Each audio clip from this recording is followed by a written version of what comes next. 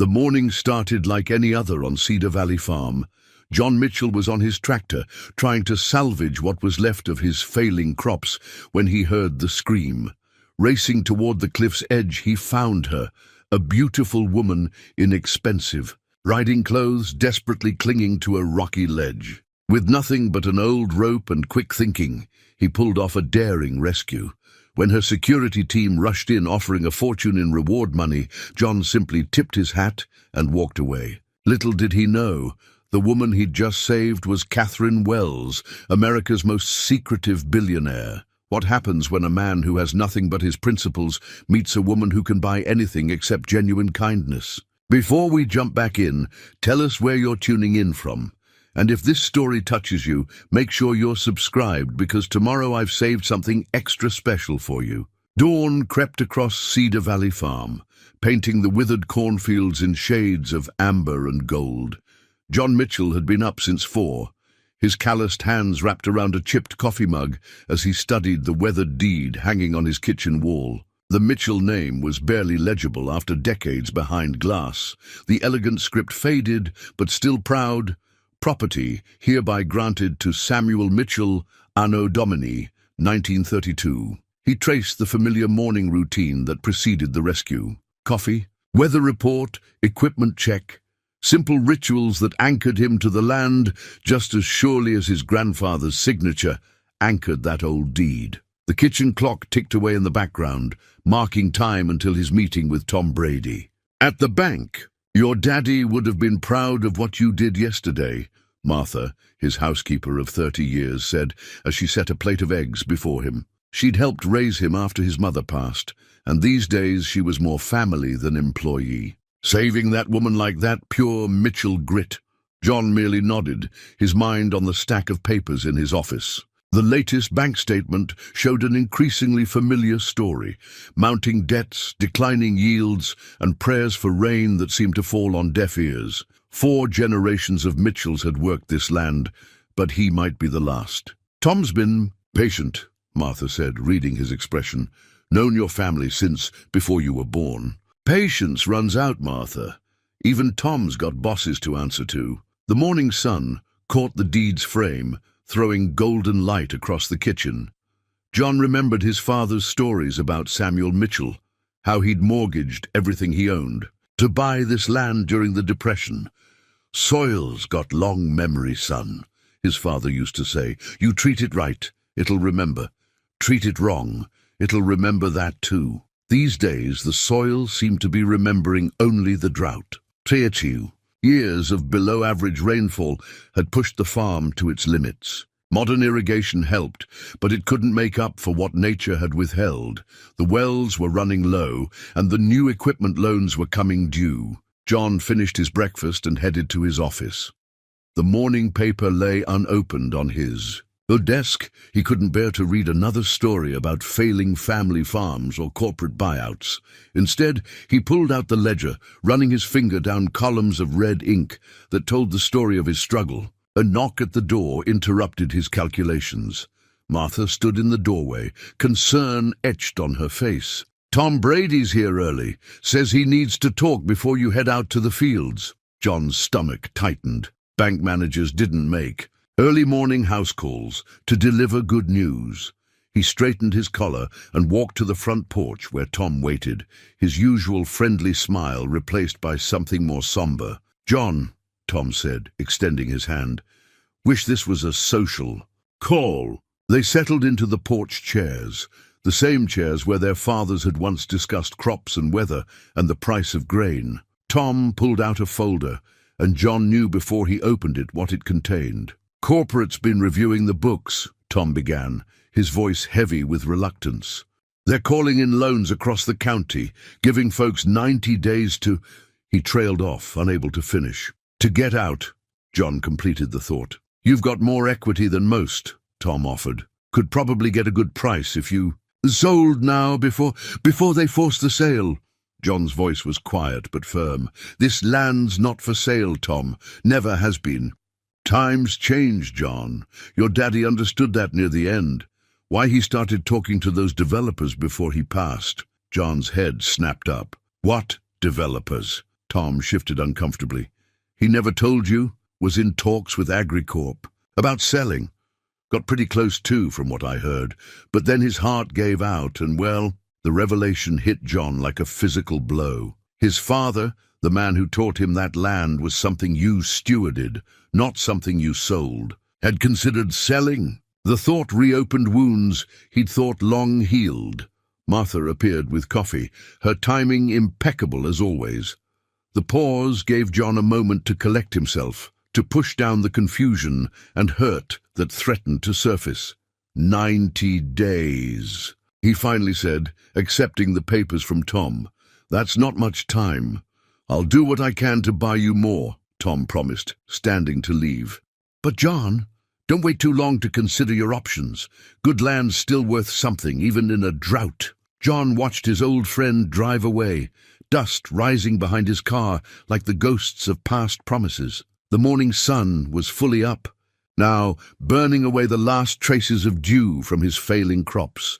He had 90 days to save 4 generations of history. 90 days to prove that a Mitchell could still make this land sing.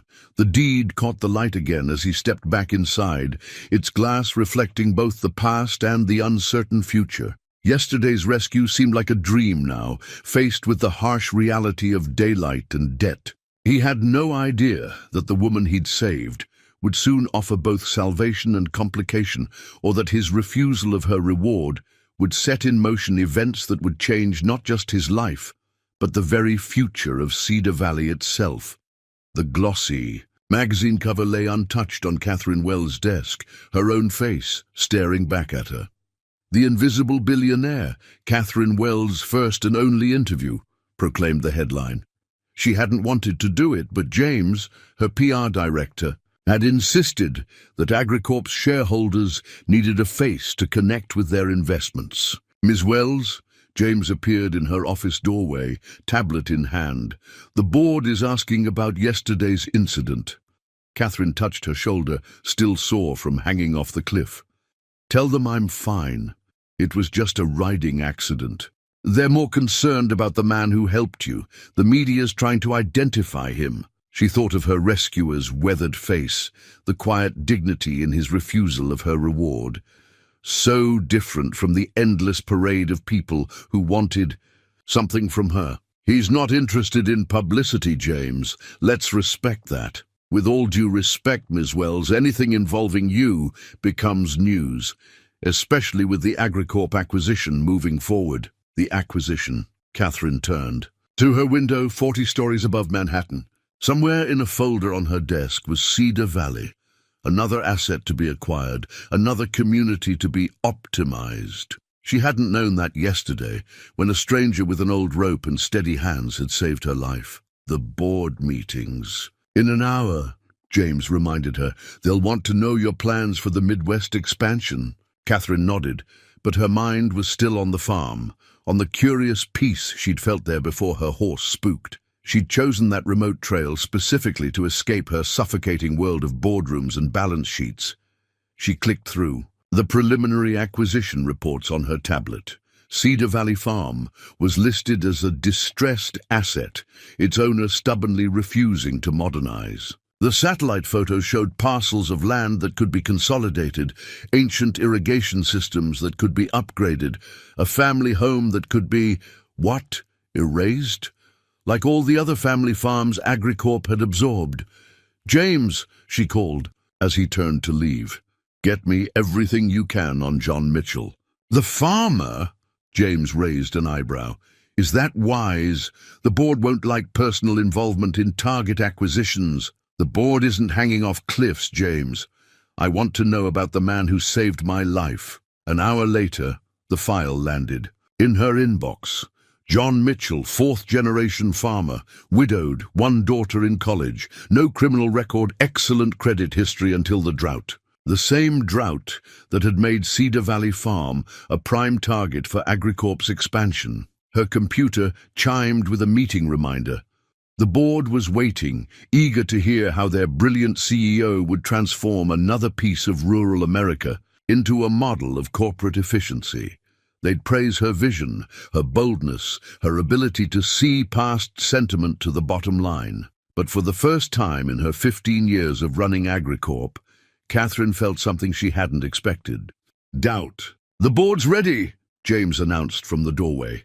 Catherine gathered her papers, tucking the magazine with her cover story into a drawer. The woman in that photo, carefully crafted by PR experts, seemed as foreign to her now as the dust and desperation of Cedar Valley must seem to her board members. "Coming," she said, but paused at her private bathroom to wash her hands.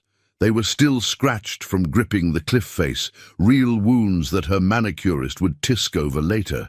She studied her reflection. Polished, professional, perfect. Everything John Mitchell wasn't, and yet he was the one who'd walked away from a fortune without a second thought, while she walked toward another meeting that would decide the fate of people she'd never meet. As the elevator carried her toward the boardroom, Catherine made a decision. Before Agricorp made any moves in Cedar Valley, she needed to understand what she was really buying, and more importantly, what would be lost when the deals were done. And the dust settled. "Ms. Wells," James held the boardroom door open. "They're ready for you." Catherine straightened her jacket and stepped into the room of expectant faces, minds already made up, checkbooks ready to back her play. But instead of her usual confident stride to the head of the table, she felt every step weigh heavy with the gravity of what she was about to set in motion. The broken bridle lay in Catherine's lap as her security team's SUV wound through the dusty roads of Cedar Valley. She ran her fingers over the severed leather, trying to piece together how everything had gone so wrong so quickly. The morning had started perfectly. She'd slipped away from her security detail at dawn, something she did whenever the weight of being Catherine Wells became too heavy. Just her and Midnight, her beloved black mare, on a trail she'd discovered during a property survey of potential Agricorp acquisitions. "Ma'am," her head of security Richardson spoke from the front seat, "we still need your statement about the incident." Catherine closed her eyes, remembering. The rattlesnake had appeared from nowhere, startling Midnight. One moment she was cantering along the ridge, the next she was airborne. The bridle had snapped when Midnight reared, a clean break that now seemed like fate's handiwork. "I was thrown," she said simply. "The ledge caught me." What she didn't say was how time had slowed in those moments, hanging between earth and sky, how she'd heard the tractor before she saw it, its ancient engine cutting through her panic, how she'd watched a stranger drop everything to race toward her cry for help. "The farmer," Richardson pressed.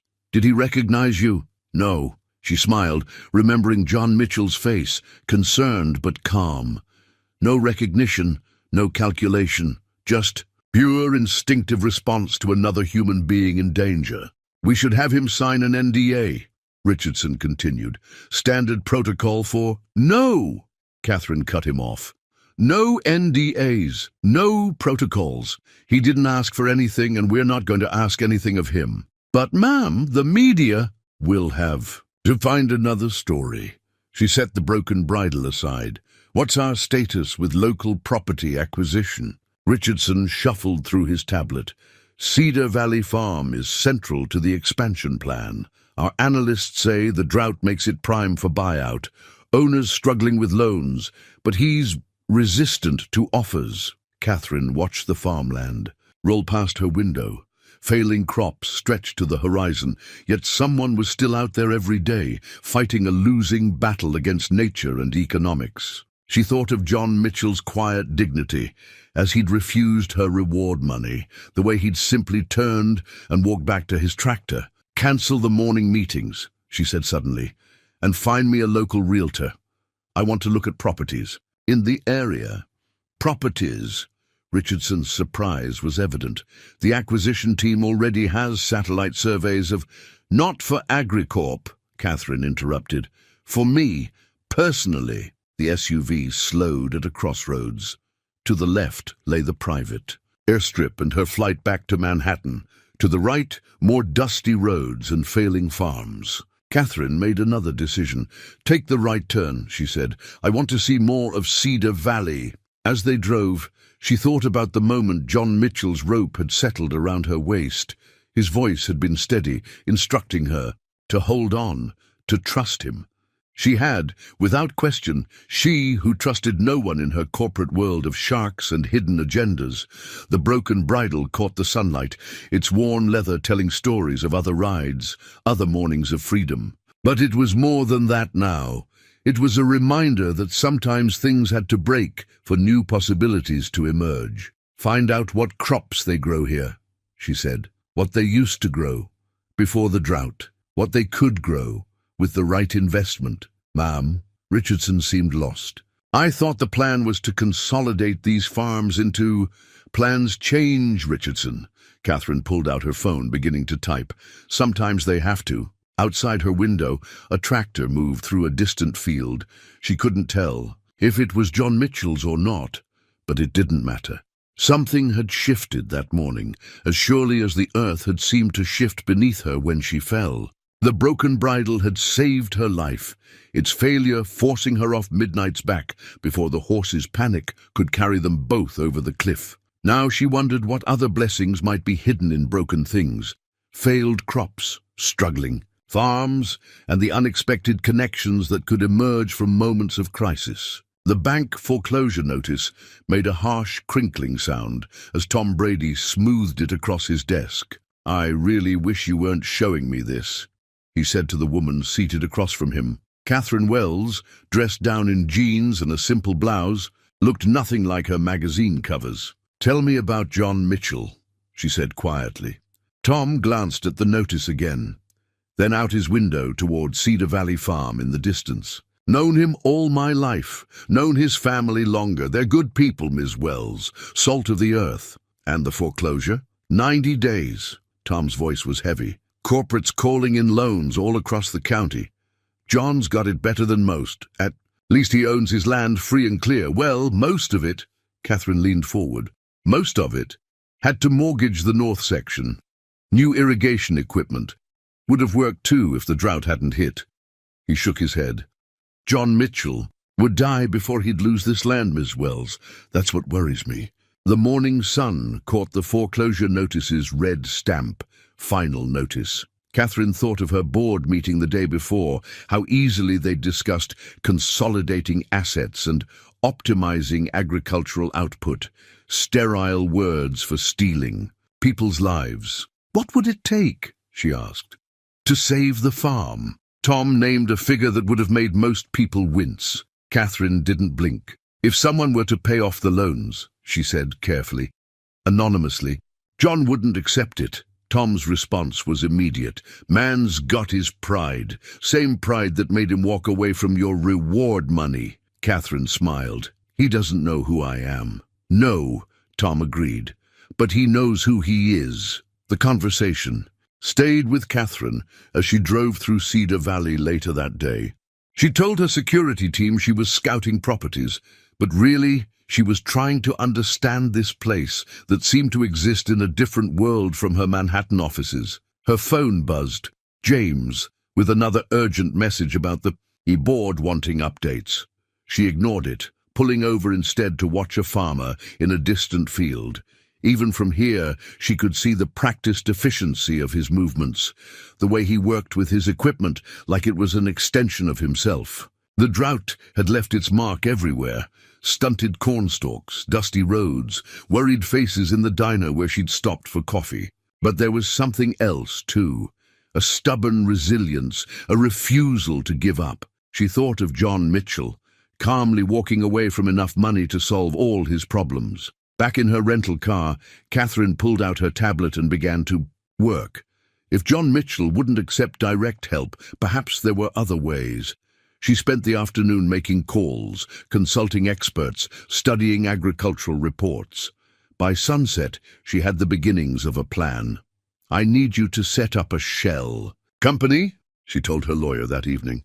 "Something local, untraceable. The board won't like this," he warned. "The board doesn't need to know." She watched the sun setting over Cedar Valley's fields. "This is personal." Over the next week, things began to happen in Cedar Valley. The local bank mysteriously found reasons to extend loan deadlines. Agricultural experts appeared, offering free consultations about drought-resistant crops.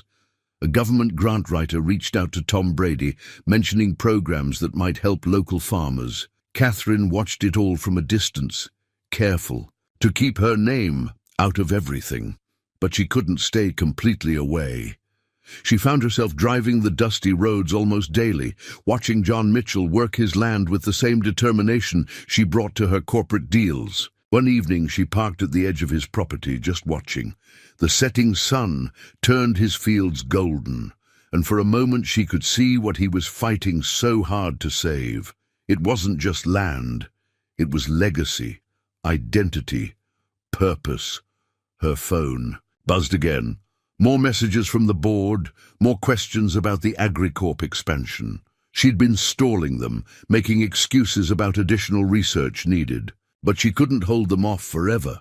The foreclosure notice in Tom's office had started a clock ticking.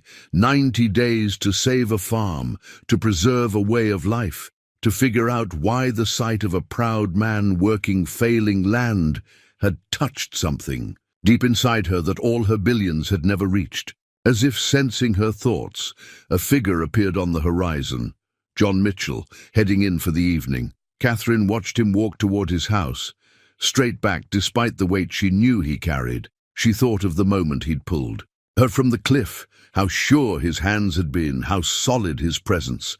She picked up her phone and dialed James. "I need you to do something," she said when he answered, "and I need you to not ask why." "The board meeting is tomorrow," he reminded her. "They're expecting the expansion plans."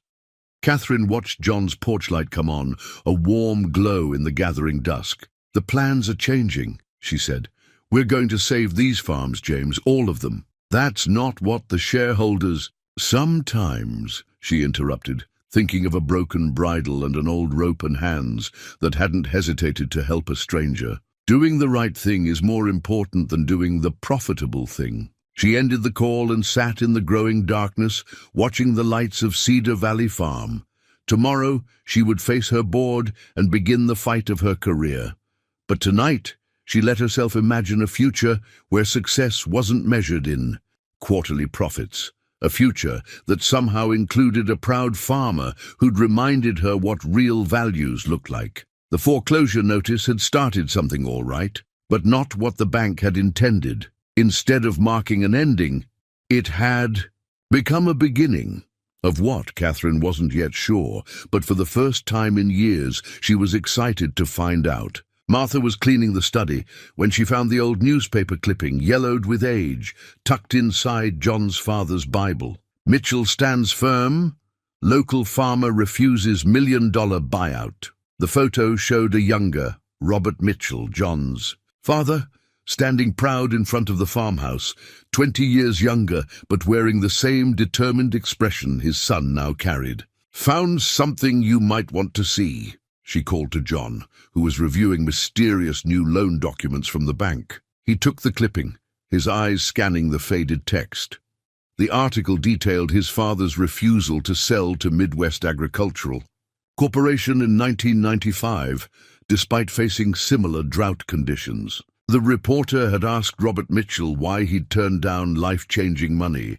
His response, "Some things are worth more than money. This land doesn't just grow crops, it grows character." "Funny how history repeats," Martha said softly, watching John's face. "Tom came by again this morning," John replied, setting the clipping aside. "Says there's some new government program, drought assistance, agricultural development grants. Timing seems convenient." Martha busied herself with dusting the shelves. "Maybe the good Lord's showing you a path. Or maybe someone's trying to buy my pride with paperwork instead of cash." John stood, walking to the window.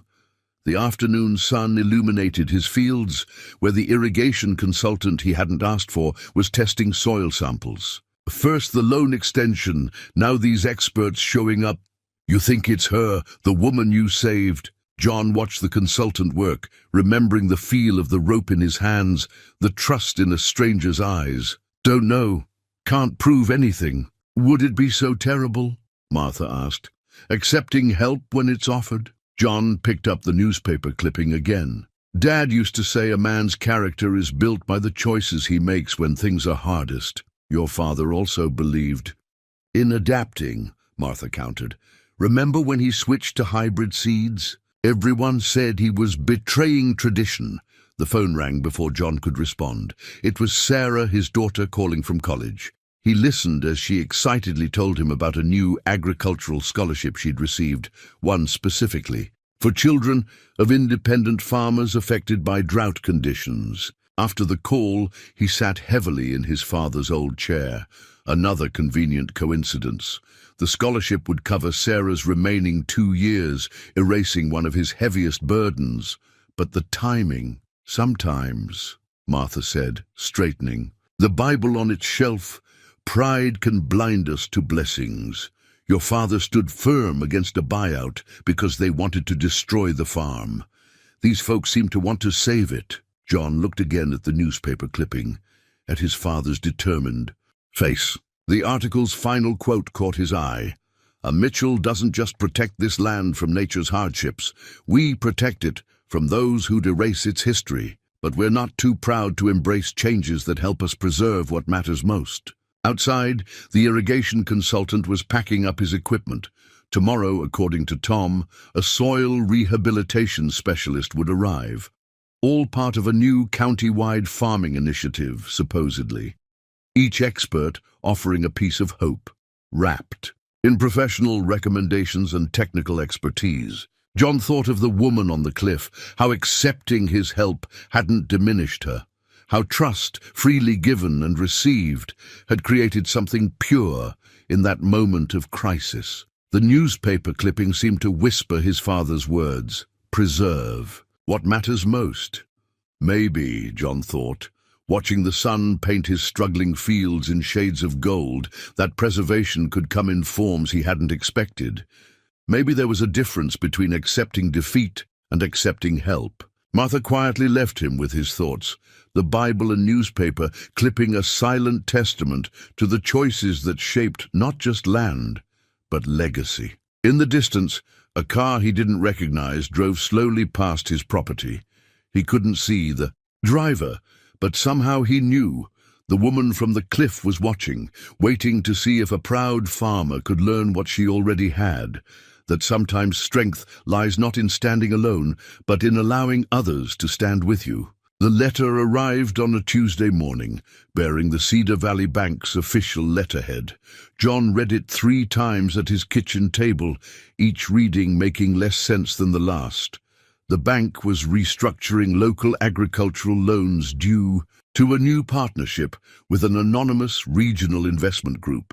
His 90-day foreclosure deadline had been extended to a full year, with revised terms that seemed almost too good to be true. "Someone's watching out for you," Tom said when John called to verify the letter's authenticity.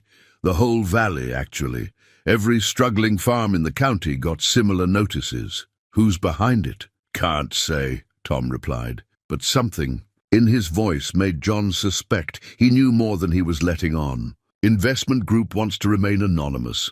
They're interested in sustainable farming, community preservation.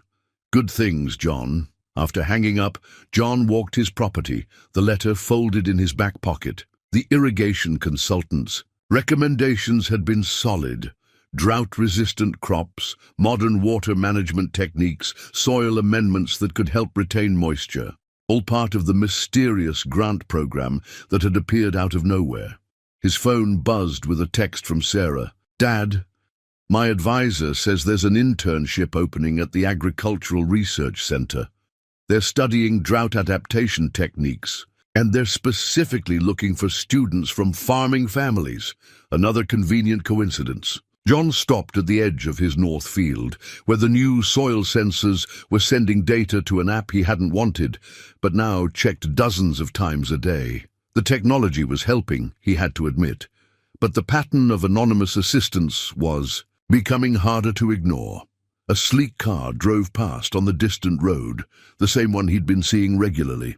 This time, he caught a glimpse of the driver, a woman with dark hair, quickly turning away as she passed. his mysterious benefactor, making another drive-by inspection of her investment. The funny thing was, he wasn't angry. He should have been. His pride had always been as sturdy as the old oak tree marking his property line. But something had shifted since that morning on the cliff. The woman's face, as he'd pulled her to safety, the pure gratitude in her eyes, had reminded him of something his father used to say. True giving goes both ways. Sometimes letting someone help you is a gift in itself. Martha found him still, standing there at sunset. "Another letter came while you were out," she said, handing him an envelope from the agricultural department. "They're expanding the drought assistance program, something about new research funding." John looked at the envelope, then at the distant road where the black car had vanished. "She's not going to stop, is she? The woman you saved?" Martha smiled. "Would you, in her position?" He thought about it, about what he would do if he had the means to help someone who'd risked their life for him.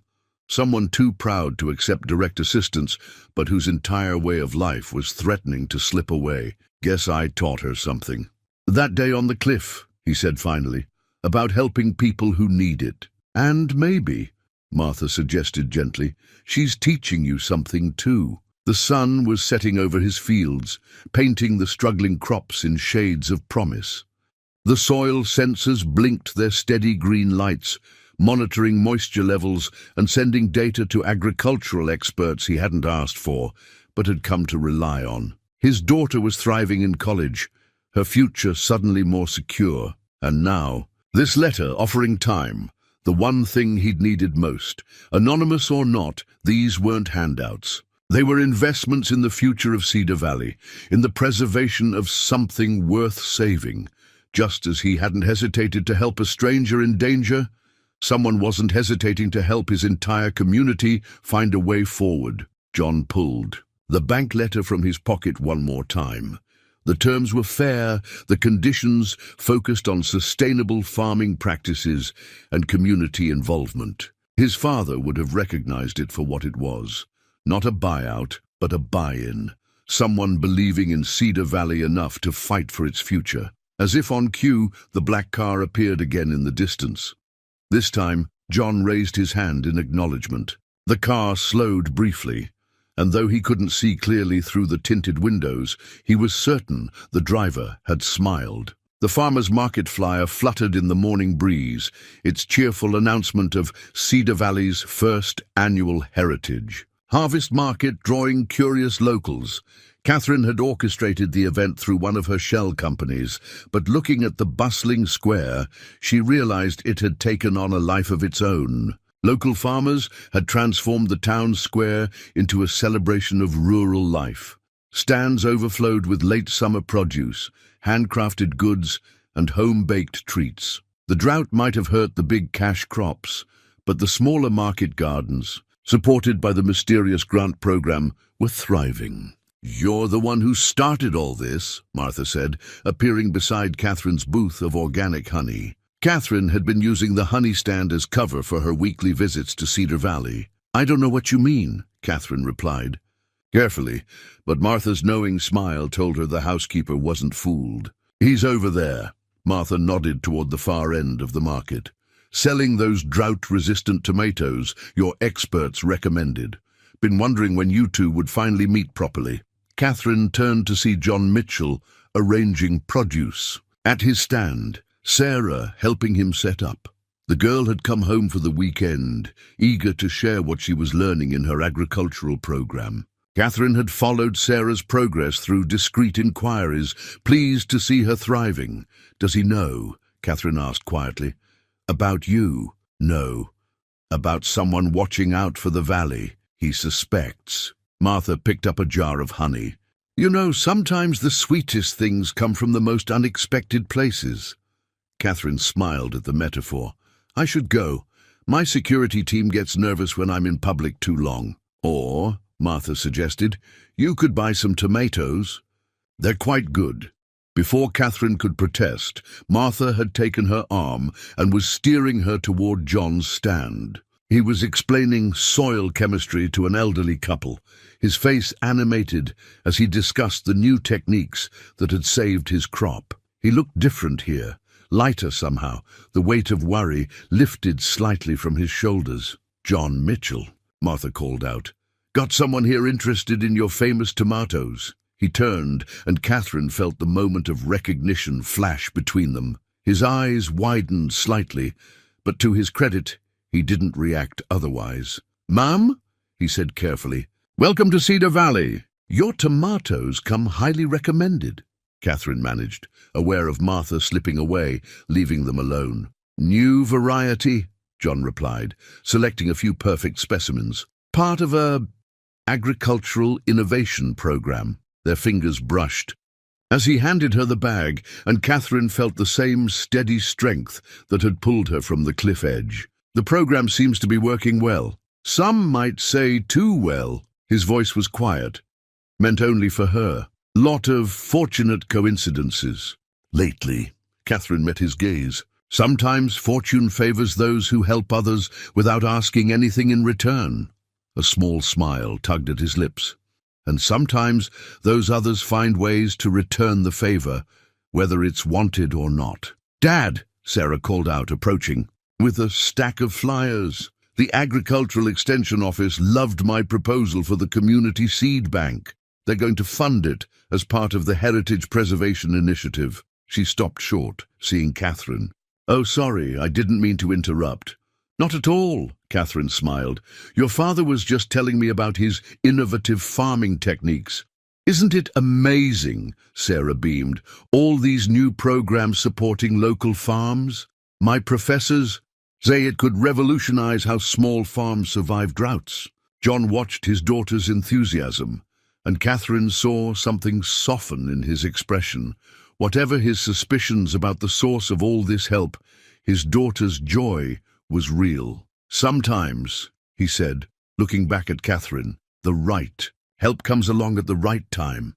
"Sometimes," Catherine replied, "people just need a chance to help each other." The moment stretched between them, full of unspoken understanding. Then Sarah was pulling her father away to meet some college friends, and Catherine was turning back toward her honey stand, but something had shifted. The careful dance of anonymous assistance had become something more personal, more real. Martha reappeared as Catherine gathered her things to leave. "Tomatoes look good," she observed innocently. "They do," Catherine agreed.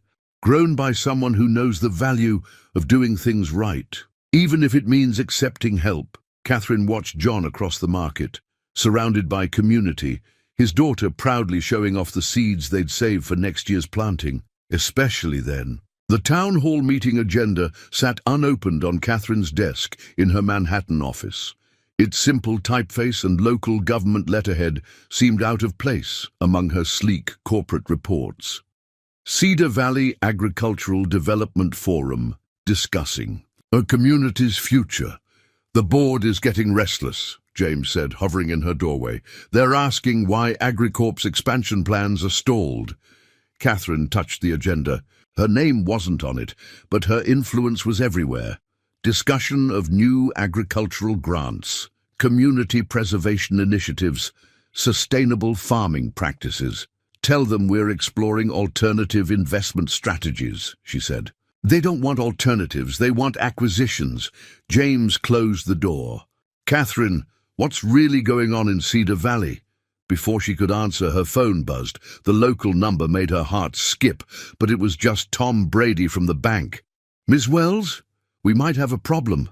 Someone leaked AgriCorp's original acquisition plans to the town council." Catherine closed her eyes. "How bad?" "Meetings tonight. John Mitchell's leading the discussion." Tom paused. "He's got quite a following here. People trust him." Of course they did. She'd watched him build that trust, seen how his careful adoption of the new farming methods had influenced others to try them.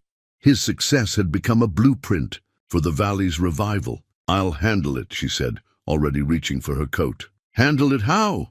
James asked as she headed for the door. "The board meeting's in an hour." "Reschedule it." She grabbed the agenda. "I need to be in Cedar Valley." The town hall was packed when she slipped in the back, just as John Mitchell took the podium. He looked different here, authoritative, passionate, his quiet strength focused into leadership. "These programs helping our farms?" he was saying. "They're good programs, real help for real problems, but we need to look at who's behind them." Catherine felt the room tense. Her carefully constructed web of anonymous assistance was about to unravel. "Agricorp wanted to buy us out," John continued. "Still does, according to these documents, but someone's been fighting them. Someone's been investing in us instead of trying to erase us." He pulled out a familiar piece of paper, the bank's loan modification letter. "I did some digging. These programs, the grants, the new agricultural initiatives, they're all funded through a company called Valley Heritage Investments. And Valley Heritage, it's owned by Catherine Wells." The room erupted in murmurs. Catherine stood perfectly still in the shadows as John raised his hand for quiet. "Now, most of you know Ms. Wells as the woman I helped on the cliff that day. What you don't know is she's also the CEO of Agricorp." More murmurs, darker this time. Catherine felt her careful plans crumbling. "But here's the thing," John continued, surprising her. "She could have let Agricorp swallow our farms. Instead, she's been using her own money, her own resources to help us survive, not by buying us out, but by giving us the tools to stay independent." He looked directly at the back of the room, and Catherine knew he'd been aware of her presence all along. "Some folks might say she's just trying to buy our trust. Maybe they're right, but I've seen her out here, watching our farms, learning our ways. And I remember something about her from that day on the cliff. When she was hanging there, she didn't try to buy her way out. She trusted me to help her. Maybe now it's our turn to trust her." The mood in the room shifted. Catherine felt tears threatening as John continued, laying out a vision of partnership between Valley Heritage and the local farms. Not a corporate takeover, but a genuine collaboration. "We've got two paths before us," he concluded. "We can reject this help because we're proud, or we can accept it because we're wise. I know which path my father would choose." As the room erupted in discussion, John finally turned fully toward her. Their eyes met across the crowded space, and Catherine saw in his gaze the same trust she'd placed in him that day on the cliff. She had come to stop her worlds from colliding. Instead, she watched as John Mitchell built a bridge between them, turning what could have been a disaster into an opportunity for something new to grow. Catherine hadn't written in her journal for years. But tonight, the leather-bound book lay open on her desk in the small Cedar Valley rental house she'd taken under an assumed name. "The board thinks I'm conducting due diligence on the agricultural programs. James keeps sending urgent messages about shareholder concerns. But sitting in that town hall tonight, watching John Mitchell defend me to his neighbors, defend me when I'd been hiding the truth from him, I realized something that terrifies me. I'm not just saving these farms anymore. I'm finding pieces of myself I thought I'd lost." She paused, pen hovering over the page. Through her window, she could see the lights of Cedar Valley Farm in the distance. He knew. All this time, he knew who I was, what I was doing. But instead of exposing me, he did something far more dangerous. He understood me. A knock at her door startled her. Martha stood on the porch, holding a basket of those infamous tomatoes. "Thought you might be up," the housekeeper said, stepping inside. "Quite a performance tonight." Catherine closed her journal. "You knew I was staying here?" "Honey, there ain't much in this valley I don't know about." Martha set the basket down. "Including why a billionaire CEO is hiding out in a rental house instead of staying at the Cedar Valley Inn." "I needed to be closer," Catherine admitted. "To understand the farm, the community." Martha's eyes were kind. "Or maybe just one particular farmer?" Catherine touched her journal. "Is it that obvious?" "Only to those who know where to look." Martha settled into a chair. "You know what John said to me after the meeting? Said he'd never met anyone who worked so hard to help people who didn't trust her. I betrayed that trust by hiding who I was." "Did you?" Martha picked up a tomato, examining it. Seems to me you showed exactly who you are. Not the CEO, not the billionaire, but the woman who cared enough to save something worth saving. Catherine opened her journal again, reading her last lines. I don't know how to be both people, Martha. Catherine Wells, corporate CEO, and Catherine who drives dusty roads watching farmers work. Maybe you don't have to choose. Martha stood, heading for the door. Maybe that's what John was trying to tell everyone tonight. Sometimes the best crops come from crossing different seeds. After Martha left, Catherine returned to her journal. The first time I saw Cedar Valley, it was through satellite images in an acquisition report. Statistics, profit projections, assets to be liquidated. Now I see it through John Mitchell's eyes. Legacy, community, something worth fighting for. He's teaching me what my wealth could really mean if I'm brave enough to use it differently. She walked to the window. A tractor's headlights moved across the distant fields. John working late again. The sight was so familiar now, it made her chest ache. I came here to save a man who saved me, but he's not the one who needed saving. Every time I see him with his daughter, every time he stands up in front of his community, every time he chooses, the harder right over, the easier wrong, he shows me what real wealth looks like. And now, I don't know if I can go back to boardrooms and balance sheets and treating communities like assets to be optimized. The tractor lights went dark. In her mind, she could see John walking back to his house, tired but content, connected to his land in ways her money could never buy. The board wants their expansion plans. The shareholders want their returns. But tonight, I watched a man risk everything to defend me, when I'd given him every reason to do the opposite. He didn't just save my life that day on the cliff. He's saving my soul, one quiet act of integrity at a time. She closed the journal, but not before writing one final line. I thought I was the one giving help, but standing in the back of that town hall, watching him build a bridge between my two worlds, I realized something. Sometimes the greatest gift is letting someone else save you. The lights of Cedar Valley Farm winked out one by one, until only her own window glowed in the darkness. Tomorrow she would have to face her board, explain her actions, defend her choices. But tonight, in the quiet of her borrowed home, Catherine Wells finally admitted what her journal already knew. She was falling in love not just with a farm or a community, but with the man who'd shown her what real value looked like. The weather warning crackled over the emergency radio in John's kitchen. Severe thunderstorm warning for Cedar Valley County. Potential for flash flooding, high winds and quarter-sized hail. All residents advised to seek immediate shelter. After 3 years of drought, the rain they'd prayed for was coming, all at once. Sarah's flight got diverted, Martha said, hanging up the phone. She's safe in Chicago, but a massive thunderclap cut her off, rattling the windows. John studied the radar on his new tablet, another grant program gift that right now seemed heaven-sent. The storm cell was massive, its red core aimed straight at Cedar Valley. His phone buzzed. Tom Brady. John, we're organizing at the community center. Sandbags, emergency supplies, your new irrigation channels. Might help divert some flooding, John finished. I'll be there in 10. He was pulling on his rain gear when a familiar black car skidded into his driveway. Catherine jumped out, already drenched. You're Southfield, she said without preamble. The runoff modeling shows it's directly in the flood path, but if we redirect the water flow through the irrigation channels, you should be in Manhattan. John interrupted. Board meeting can wait. This can't. She held up her tablet, showing topographical overlays. I've got heavy equipment on standby, engineers ready to consult. Thunder cracked again, closer this time. John saw the same determination in her eyes that he'd felt in himself that day on the cliff. No hesitation, no calculation, just the need to help. Martha, he called, get on the emergency phone tree. Tell everyone who's got the new irrigation systems to open the retention gates.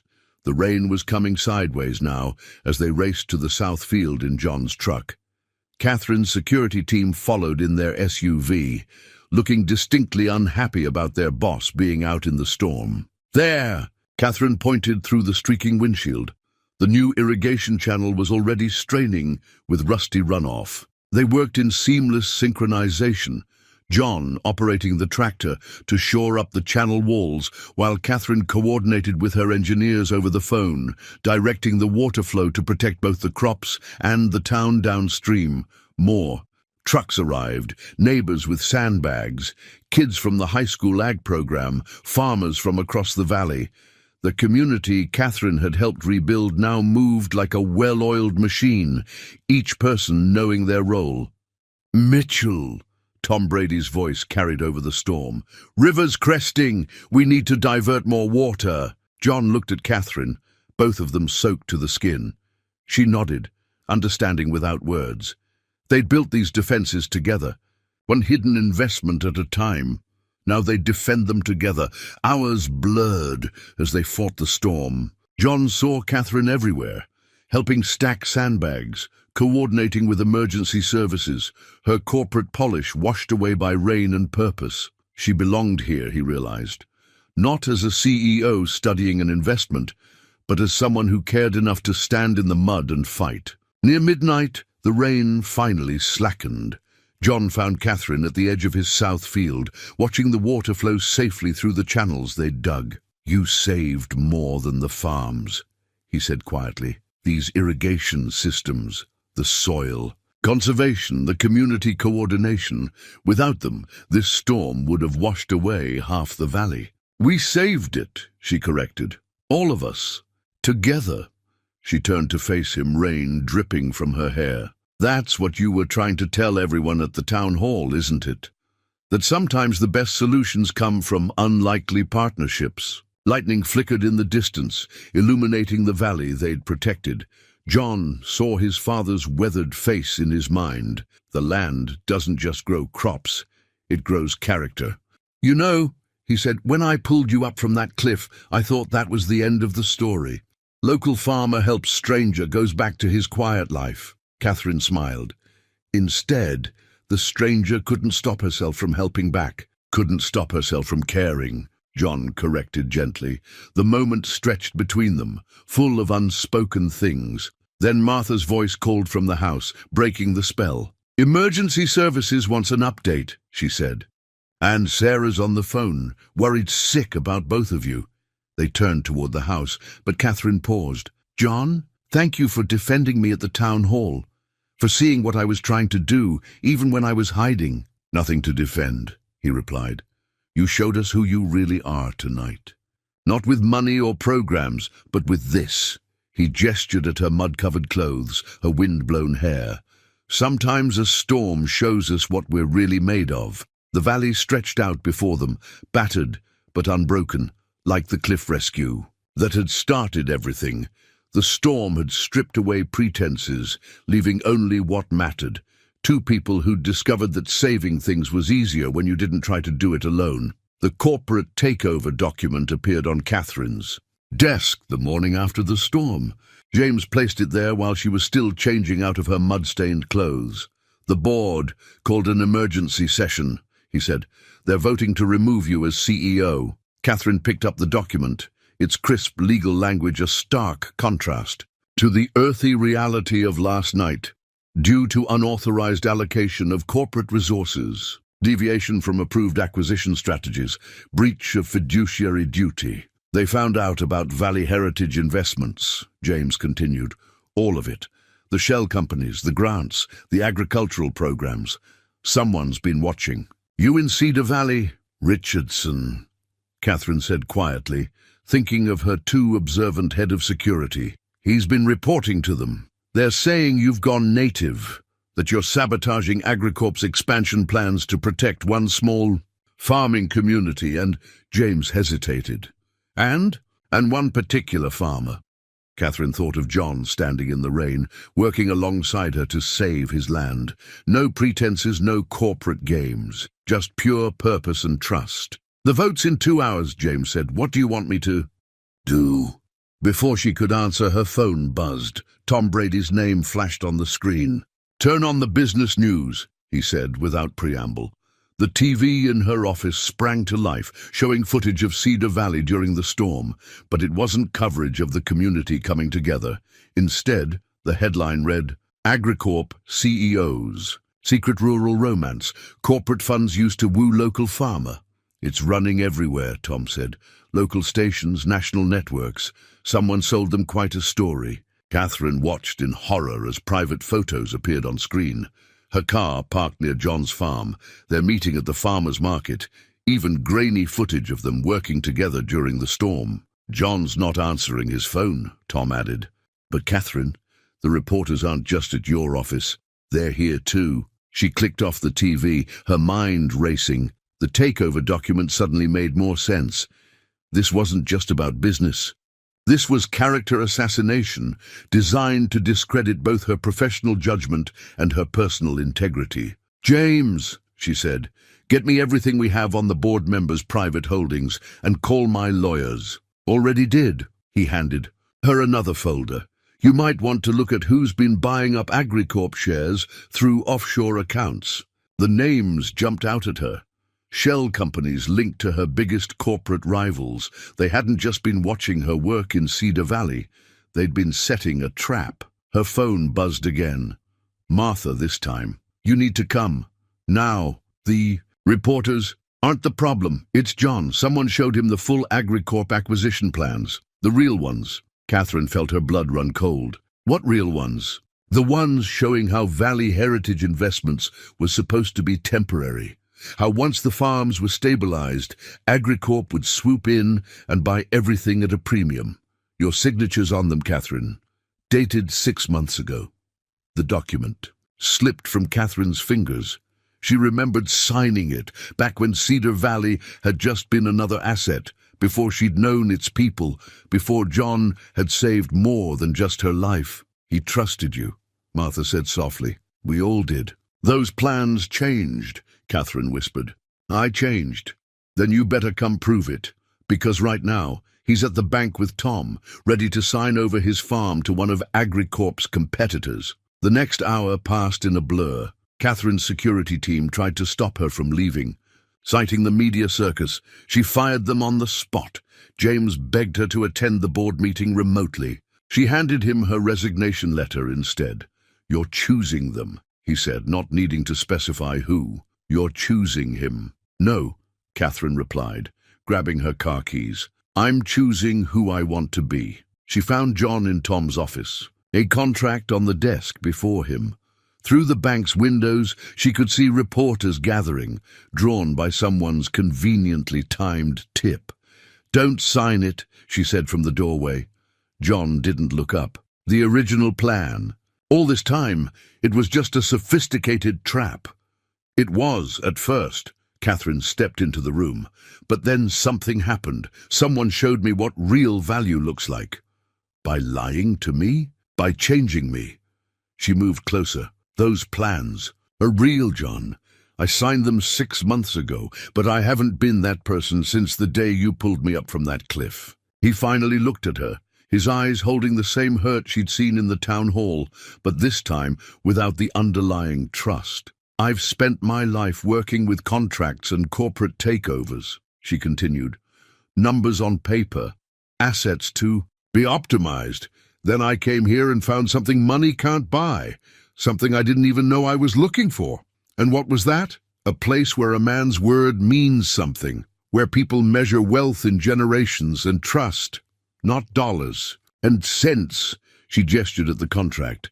"Sign that and you protect your farm from AgriCorp. But you also prove that everything they're saying about us is true, that this was all just business. Wasn't it?" "No." Catherine pulled out her phone, pulling up the resignation letter she'd just sent to her board. "This is who I am now. No more shells, no more masks. Just a woman who finally found something worth more than a corner office." John read the letter, his expression unreadable. Outside, camera flashes started popping as reporters recognized Catherine through the windows. "You're walking away from everything," he said. "Your company, your position."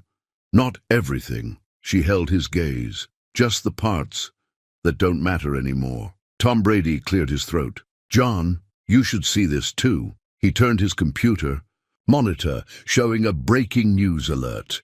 Catherine Wells donates controlling interest in Valley Heritage Investments to Cedar Valley Agricultural Trust, local farmers to control their own future. I signed that an hour ago, Catherine said quietly. No strings, no hidden agendas. Everything I built here belongs to the community now, whether they still want me around or not. John looked between the contract and Catherine, seeing not the CEO or the billionaire, but the woman who'd stood beside him in the storm, who'd fought for his community as if it were her own. The trust, he said slowly. It'll need a local leader, someone whose farming has the community's backed. It will, and AgriCorp can try to fight it, but their own publicly choosing over shareholders. Catherine smiled slightly. Makes it hard to paint us as the villains. John stood, leaving the unsigned contract on Tom's desk. You're crazy, you know that? Giving up an empire for a valley. No, Catherine said. I'm giving up an empire for a home, if you'll all still have me. The reporters outside were in a frenzy now, cameras pressed against the bank's windows. In 10 minutes, every business network in the country would be running the story of the CEO who'd walked away from everything. But in Tom Brady's office, time seemed to stop as John Mitchell stepped forward and took Catherine's hand. Welcome, a home, he said softly. And in those 2 words, Catherine heard everything she'd been looking for since the day she'd first seen Cedar Valley as more than just another acquisition target. The farm innovation proposal sat open on John's kitchen table, its pages filled with his careful handwriting and Catherine's elegant notes in the margins. They'd been working on it for days, ever since the media storm had forced both of them to rethink everything. It's not just about saving individual farms anymore, John explained to the group gathered in his kitchen. It's about reinventing how small farms can thrive. Tom Brady leaned forward, studying the financial projections. Martha poured more coffee. Sarah, home from college to help, pulled up supporting research on her laptop. And Catherine, still, adapting to being on this side of corporate proposals, watched John with quiet pride. The trust owns the irrigation patents now, he continued. The soil management techniques, the drought-resistant crop variations, everything Catherine developed here. We can license them to other farming communities, while keeping local control, Tom added, catching on. The profits go back into the trust, funding more innovations. And the educational programs, Sarah chimed in. My professors say our drought adaptation studies could help farms across the Midwest. Catherine touched the proposal's title page. Cedar Valley Agricultural Innovation Center. 6 months ago, she would have seen it as naive idealism. Now she recognized it as something else. Hope, backed by experience and determination. AgriCorp's board meets tomorrow, she said. They're voting on whether to pursue hostile takeover. Options. Let them, John replied. We've got something they don't. What's that? Roots. He spread out the satellite photos they'd repurposed from AgriCorp's original acquisition plans. Look at what's happened here since Catherine's program started.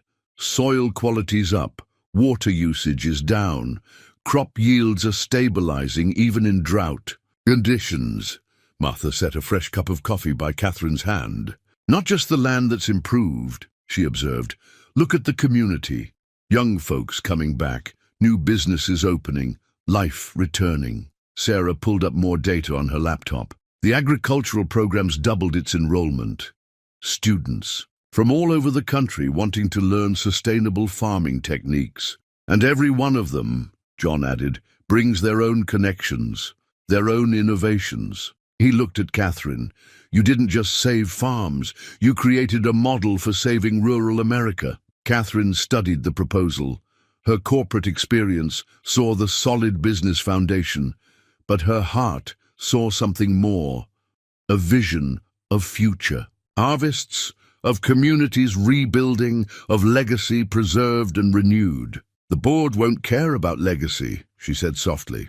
No, John agreed, but their shareholders might, especially when they see the patent values, the licensing potential, the positive press from supporting rural innovation instead of corporate consolidation. Tom Brady tapped the financial projections. He's right. These numbers, Catherine, you've accidentally created something revolutionary here. A way for small farms to compete in the modern agricultural market without losing their souls. Not accidentally, she corrected, looking at John. Someone taught me the difference between price and value. The kitchen fell quiet, everyone feeling the weight of tomorrow's confrontation. Outside, the evening sun painted John's fields gold, the new irrigation systems glinting like threads holding the community together. You know, Sarah said suddenly, my professors keep asking how Cedar Valley managed to adapt to climate change so quickly. They think it's just about the technology. She smiled at Catherine. They don't understand it was about people first, about trust. Trust, John repeated thoughtfully. That's what we're really growing here, isn't it? Trust in the land, in each other, in the future. Catherine stood, walking to the window. The same view that had once represented assets to be acquired now showed her something different, a tapestry of lives and dreams, innovations and traditions woven together. So, she said, turning back to the group, tomorrow I face my board, but I won't be defending a failed acquisition plan. No, John smiled, holding up the proposal. You'll be offering them something better, a chance to be part of the solution, instead of the problem. The proposal seemed to glow in the evening light, its pages holding not just business plans, but the seeds of transformation. Tomorrow would bring its own storms, but tonight, in a farmhouse kitchen in Cedar Valley, the future was already taking root. Catherine's resignation letter gleamed on the polished boardroom table, its official letterhead stark against the mahogany surface. She'd placed it there deliberately, right next to Cedar Valley's innovation proposal, the contrast between corporate formality and rural revolution impossible to miss. Ms. Wells, the board chairman began, you've put us in an impossible position. Actually, she replied, I've given you an unprecedented opportunity. The boardroom's floor-to-ceiling windows offered a view of Manhattan's skyline, but Catherine's mind was back in Cedar Valley, remembering John's quiet confidence as they'd finalized their presentation. You want us to abandon a proven acquisition strategy, another board member said, to partner with the very farmers who've been resisting us? Catherine opened the innovation proposal. I want you to recognize that the agricultural industry is changing. Climate change, water scarcity, soil degradation, these aren't just environmental issues, they're business challenges. She brought up the patent valuations on the display screen. Cedar Valley's innovations in drought resistance and soil management, they're worth more than the land they're built on. But they only work because the community trusts us enough to implement them. Trust doesn't pay dividends, someone muttered. No? Catherine pulled up another slide, licensing inquiries from farming communities across the Midwest. Tell that to the hundreds of farms waiting to participate in our pilot program. They're not just buying technology, they're buying hope, and they're willing to pay for it. The chairman leaned forward. And if we reject this proposal, if we proceed with the original acquisition plan, then I release this. She placed a thumb drive on the table. Documentation of every predatory practice Agricorp has used against family farms. Every manipulated market, every artificial crisis created to force sales. The room went silent. She saw James, standing by the door, hide a smile. You're betraying your own company, the chairman said quietly. No. Catherine stood, walking, to the windows. I'm saving it. From itself, from becoming everything the public fears about corporate agriculture. She turned back to the board. You know what I learned in Cedar Valley? The same thing that made those farms succeed for generations. You have to give back more than you take. She touched her resignation letter. I'm stepping down as CEO either way, but I'm offering you a choice. Continue with the old way and face years of public backlash and regulatory scrutiny, or join me in building something new. A partnership with farmers, someone scoffed. They'll never trust us. They trust me, Catherine said simply. I've earned it, one decision at a time. And I'm willing to bet everything I have, my shares, my reputation, my future, on this new direction. The chairman studied the innovation proposal. You've changed, Catherine. Yes. She smiled, thinking of a rope, a cliff, and a man who'd taught her the true meaning of value. Someone showed me what real investment looks like, not just in land or technology, but in people, in community. And this, he lifted the proposal, this is your vision of AgriCorp's future. No, Catherine replied. It's their vision. I just helped them find a way to make it profitable. She watched the board members exchange glances, saw the subtle shift in their expressions as the numbers sank in. The licensing potential, the positive PR, the first-mover advantage in sustainable agriculture, it was all there in black and white. The vote, the chairman said finally, will require time to... You have until sunset, Catherine interrupted. That's when Cedar Valley's trust board meets to finalize their independent operational structure. She gathered her papers. You can be part of their future, or you can watch them build it without you. She walked to the door, then paused. Oh, and one more thing. John Mitchell, the farmer, everyone's been gossiping about. He's not just some rural romantic interest. He's the one who showed me that doing the right thing and making a profit aren't mutually exclusive. The chairman's eyebrows rose. You really believe in this, don't you? Catherine thought of the morning's text from John. Whatever they decide, we've already won. We know who we are. No, she said. I believe in them, in what they've built, in what we can build together. She smiled. The only question is whether AgriCorp is smart enough to believe too. She left them with that thought, her resignation letter a gauntlet thrown on the polished table. By sunset, she'd either have transformed a corporate giant or helped birth its greatest competitor. Either way, she was finally choosing a future she could believe in. The board meeting agenda's final item read simply, Vote on Cedar Valley Proposal. Catherine watched the sun sinking toward the horizon through the boardroom windows, its golden light reminiscent of Cedar Valley's evening fields. In 6 minutes, the trust board would convene in Tom Brady's office, with or without AgriCorp's support. John's voice came through her phone on speaker. The trust board's assembled. Everyone's here. Farmers, local business owners, agricultural students, even got some press outside. The chairman cleared his throat. Mr. Mitchell, since you're on the line, perhaps you'd care to address the board directly? Catherine held her breath. They hadn't planned for this. Well, John's steady voice filled the room. I could talk about crop yields and profit projections, could show you more patents and research data, but that's not what this is really about. He paused, and Catherine could picture him, probably standing at Tom's window, looking out at the community they'd fought so hard to preserve. This morning, I watched Sarah, my daughter, teaching a group of high school students about soil, chemistry. These kids who everyone said would leave for the cities, they're staying, they see a future here. The board members shifted in their seats as John continued. Yesterday, 3 more farming communities contacted us about implementing our drought management system.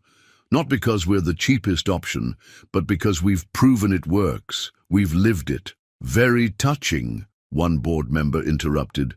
But sentiment doesn't. 247 patent applications, John cut in. That's how many innovations this sentiment has produced in the past year. Real solutions to real problems, developed by people who actually work the land. Catherine pulled up the relevant data on the display screen, watching the numbers sink in. You want profit? John's voice hardened slightly. Look at your satellite images. Every farm using our methods is showing increased yields despite the drought. But here's what your spreadsheets don't show.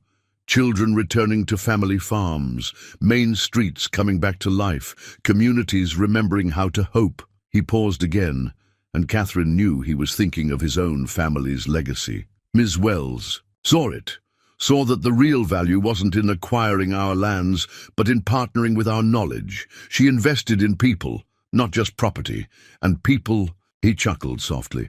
Well, we have a way of exceeding corporate expectations. The chairman checked his watch. 3 minutes until the trust board convenes, Mr. Mitchell. Then I'll make this simple. Right now, you're voting on whether to partner with the most innovative agricultural research community in the Midwest. Tomorrow, you'll either be part of our success story or a cautionary tale in corporate short-sightedness. The line went quiet. Catherine watched the board members' faces, seeing the battle between old instincts and new possibilities. One last thing, John added. Catherine Wells didn't go native, as some of you've suggested. She went wise enough to see that real growth doesn't come from consuming communities, but from cultivating them. The chairman reached for the agenda. Thank you, Mr. Mitchell. We'll proceed with the vote. Actually, John said, that wasn't for you. That was for her. His voice softened. We've got your back, Catherine. Whatever they decide. The line clicked off. Catherine stood, facing the board that had been her whole world for so long. Gentlemen, she said quietly, it's sunset. 1. By 1, hands raised. The chairman counted slowly, his face unreadable. When he finally spoke, Catherine thought of another moment of truth, hanging from a cliff, trusting a stranger's strength. Motion carries, he announced. AgriCorp will proceed with the Cedar Valley Partnership as proposed. Catherine released the breath she'd been holding, already reaching for her phone. Ms. Wells, the chairman stopped her. The board has one condition. She turned back, wary. We want you to remain as CEO, but with a new mandate, replicate the Cedar Valley model nationwide. He smiled slightly. After all, someone needs to teach corporate America how to grow something besides profits. Catherine thought of John's words. She hadn't gone native. She'd gone wise. I accept, she said, on one condition of my own. The new headquarters for our Sustainable Agriculture Division will be based in Cedar Valley. Among the farmers? Someone asked incredulously. No, Catherine replied, finally dialing John's number. Among the innovators. The new partnership agreement lay unsigned on Tom Brady's desk, its fresh pages marking the beginning of something unprecedented. Outside his office windows, it seemed all of Cedar Valley had gathered, waiting to hear the outcome of both board votes. It's not just a corporate document, Catherine explained to the assembled trust board. It's a blueprint for the future of rural innovation. John picked up the agreement, reading key points aloud. Local control maintained through the trust. Agricultural Innovation Center established as a research hub. Profit sharing structured to benefit participating communities. And AgriCorp, Tom asked, gets exclusive rights to license our innovations, Catherine replied. But with oversight from the trust. They profit by helping other farming communities succeed, not by acquiring them. Sarah, sitting between her father and Catherine, was already sketching plans on her tablet. The university's committed to establishing a satellite campus here. We'll have students from all over the country studying sustainable agriculture in the field. Martha dabbed at her eyes with her apron. Your daddy would be proud, John. This is what he meant about preserving what matters. John looked at Catherine, remembering their journey from that first moment on the cliff to this new beginning. Sometimes, he said quietly, it takes an outsider to help us see what we have. And sometimes, Catherine added, it takes a community to help an outsider find her way home. The trust board members, farmers, teachers, local business owners, began signing the agreement one by one. Each signature represented not just approval, but commitment to a shared vision. There's something else, Catherine said when the last signature was dry. She pulled out another document. AgriCorp's board didn't just approve the partnership, they've authorized the construction of their new sustainable agriculture headquarters right here in Cedar Valley. The room erupted in excited murmurs. John raised an eyebrow at her. You didn't mention this part. Wanted it to be a surprise, she smiled. The CEO needs to be where the innovation is happening. And it turns out I've grown rather fond of the view. Tom Brady chuckled. From corporate raider to local champion. Who'd have thought? I did, Martha said firmly, the moment she refused to let John's rescue be just another business transaction. Outside, the crowd was growing restless. John took Catherine's hand, leading her to the window. Ready to face them? Together, she replied. They stepped onto the bank's front porch, where a podium had been hastily assembled. The setting sun painted everything in shades of promise as John addressed his neighbors. The vote was unanimous, he announced. Cedar Valley will become the heart of a new kind of agricultural revolution.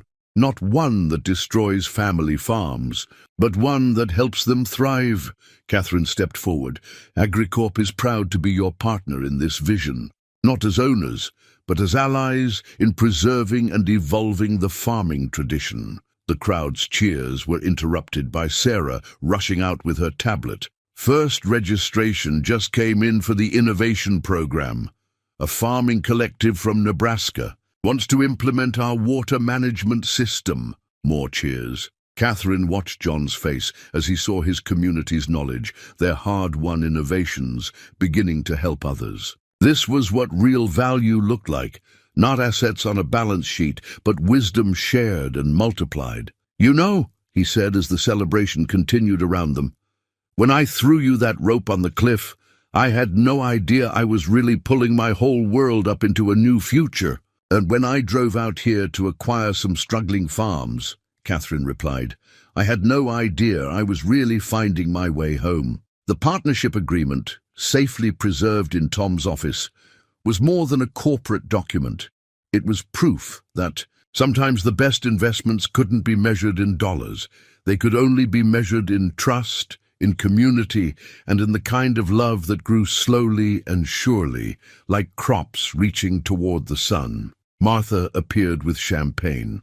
To new beginnings, she toasted. To old wisdom, John added. To both, Catherine finished, watching the sunset paint Cedar Valley in the same golden light that had first shown her its true worth. The celebration lasted well into the evening, but the real story was just beginning. Tomorrow would bring new challenges, new opportunities to prove that their model could work. But tonight they celebrated the simple truth that had started everything. Sometimes the greatest gifts come disguised as accidents, and sometimes saving someone else shows you how to save yourself. The wedding invitation captured everything about their story in its simple elegance. Under the open skies of Cedar Valley Farm, Catherine Wells and John Mitchell request the honor of your presence as they unite their lives, their dreams, and their communities. Martha had found Catherine, staring at it that morning, touching the embossed letters that somehow made everything feel real. Having second thoughts? She'd asked. No, Catherine smiled, just thinking about how different this is from what I'd planned a year ago. Now, standing in John's kitchen, soon to be their kitchen, Catherine watched the caterers setting up. In the field where she'd once planned corporate acquisitions, the new AgriCorp Sustainable Agriculture headquarters gleamed in the distance, its modern lines somehow fitting perfectly into the rural landscape. Sarah burst in, already in her maid-of-honor dress. Mom would have loved this, she told her. Father, who was attempting to tie his bow tie. All of it, the Innovation Center, the teaching programs, and especially Catherine. John caught Catherine's eye in the mirror. She would have. She always said the farm needed a woman's touch. Just not quite the corporate takeover she had in mind. Catherine teased, moving to help with his tie. Through the window, they could see guests arriving. Board members in expensive suits mingling with farmers in their Sunday best. Agricultural. Students chatting with corporate executives. Two worlds finding common ground on the soil that had brought them together. Tom Brady appeared in the doorway. They're ready for you both. Martha shooed them toward the door, dabbing at her eyes. Go on. Go show everyone what can happen when you catch someone falling. As they walked toward the ceremony setup, Catherine squeezed John's hand. Think we'll ever live down that cliff rescue? Hope not, he replied. Best business decision I ever made. The wedding invitation had asked guests not to bring gifts, but instead to contribute to the Cedar Valley Agricultural Scholarship Fund. Looking at the packed chairs, Catherine knew they'd succeed in this like they had in everything else. By bringing people together, by showing them a better way forward. James, who'd chosen to follow Catherine to the new headquarters, was directing people to their seats. The chairman of AgriCorp sat in the front row, next to Martha and Sarah. Everyone who'd been part of their journey was here to see two people who'd found each other by accident create something extraordinary on purpose. "Ready?" John asked as the music began. Catherine looked at the man who'd taught her the true meaning of value, at the community that had become her home, at the future they were building together. "I've been ready since you threw me that rope." Above them, the open skies of Cedar Valley stretched endless and blue, promising new horizons for them both. The new lasso hung beside the old one in John's office. Now, their office. Catherine smiled at them daily, twin symbols of rescue and renaissance. One had saved her life on a cliff's edge, the other gifted at their